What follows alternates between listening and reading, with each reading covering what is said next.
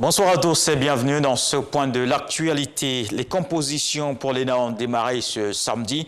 Il s'agit de la phase de présélection du concours direct de l'École nationale d'administration pour la rentrée 2022. Ce sont plus de 3000 candidats retenus qui ont composé aujourd'hui pour le cycle supérieur.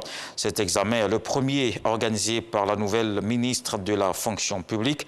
Anne-Désirée Ouloto entend crédibiliser les différents concours administratifs sur lesquels planent des soupçons de fraude selon certains candidats.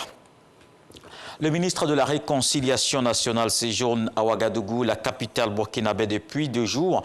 Après avoir rencontré le Moro Narba, il s'est entretenu avec la communauté ivoirienne sur les questions d'actualité liées à sa mission.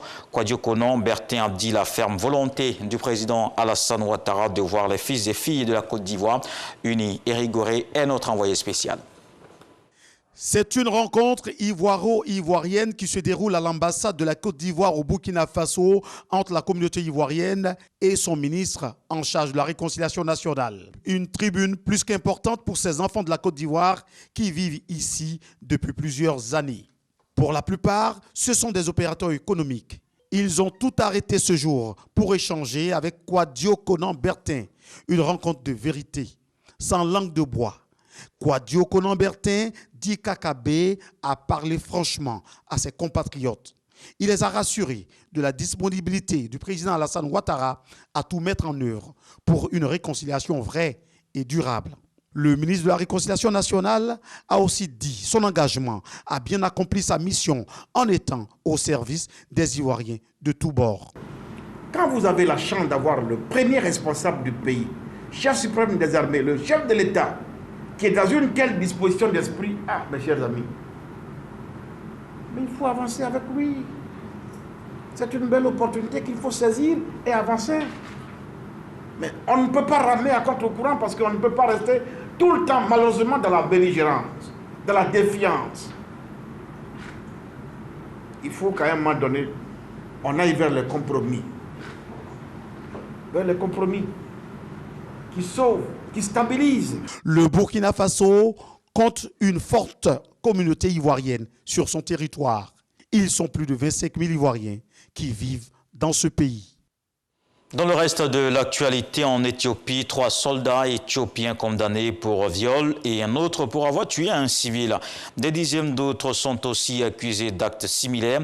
Le procureur de la République a publié un état des lieux des enquêtes en cours sur les violations des droits de l'homme au Tigré. Ce sont pour l'instant 53 militaires qui sont sous le coup d'enquête. La province du nord du pays est ravagée par une guerre depuis plus de 6 mois. Les appels de la communauté internationale demandant à l'Éthiopie de faire la lumière sur les crimes au Tigré se font de plus en plus pressants. En Birmanie, des forces de l'armée de l'indépendance du Kashi ont attaqué ce samedi des positions militaires dans la ville de Kamti, dans le nord-ouest du pays. Ce sont des rebelles d'une minorité ethnique opposée à la junte au pouvoir.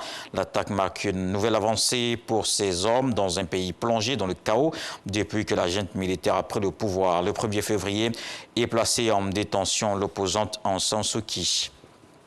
Aux États-Unis, 2 personnes tuées et 8 autres blessées lors d'une fusillade dans la nuit de vendredi à samedi à Minneapolis, dans le Nord. La fusillade s'est déroulée dans le centre de Minneapolis où l'Afro-Américain George Floyd avait été tué par un policier en mai 2020. La police de la ville a indiqué sur Twitter qu'il y a 10 victimes au total, 5 hommes et 5 femmes. Les forces de l'ordre ont précisé qu'un homme se trouvait dans un état critique. Elles ajoutent que l'ordre avait été pleinement rétabli sur le lieu de la fusillade et dans les environs. Le 18 mai de chaque année marque la journée internationale des musées. Dans la page culture, ce soir, on fera le tour de la production, la conservation, la valorisation de l'art visuel dans le pays à l'industrie muséale, la réalité en Côte d'Ivoire. Professeur Yacouba Konaté est l'invité de la page culture. Il est enseignant de philosophie, critique d'art, directeur des expositions à la Rotonde des Arts et au musée Adama Tungara d'Abobo. Je vous donne rendez-vous donc à 20 h.